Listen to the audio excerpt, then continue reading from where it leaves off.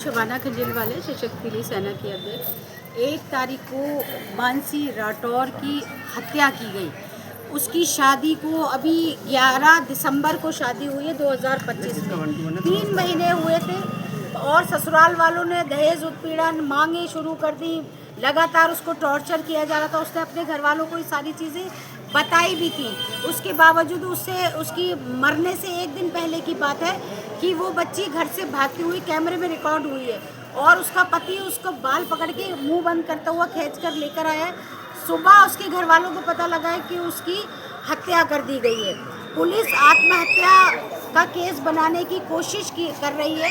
आप सोचिए, प्रिंस को बड़ी आसानी से अरेस्ट करके जिसने बेटी की हत्या की हो उसको आप बटर नान, उसको आप खाना खिलाएंगे थाने में बिठा के, खातिरदारी करेंगे।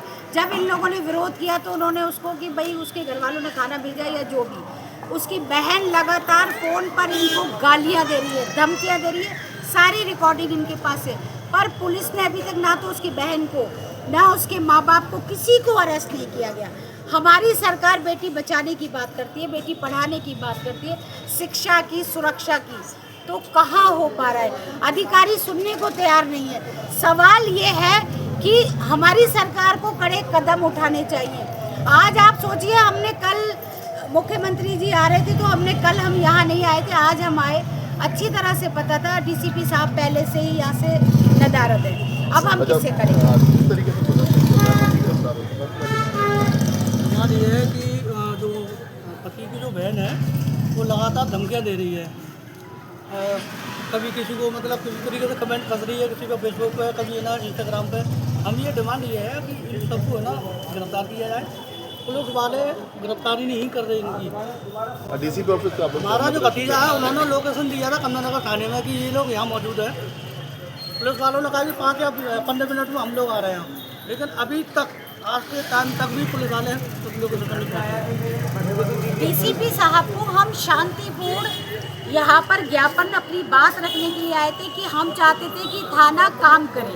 हम अपनी शिकायत, अगर थाना काम नहीं करेगा तो हम यहीं आएंगे ना।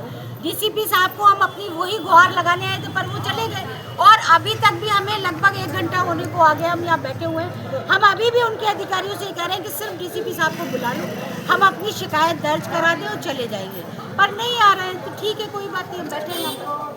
प्रदेश में कानून व्यवस्था का क्या हाल है ये बताने के लिए काफ़ी है। भाजपा नेतृत्व खुद अपने साथ लोगों के साथ धरने में बैठी है। लगभग 1 घंटे से ऊपर बीत चुका है, लेकिन अभी तक पुलिस अधिकारी मौके पर नहीं आए हैं। हालांकि इन सबकी डिमांड है कि जो आरोपी पति है और उसके अलावा बाकी उसके परिजन उन सबको गिरफ्तार करके जेल भेजा जाए।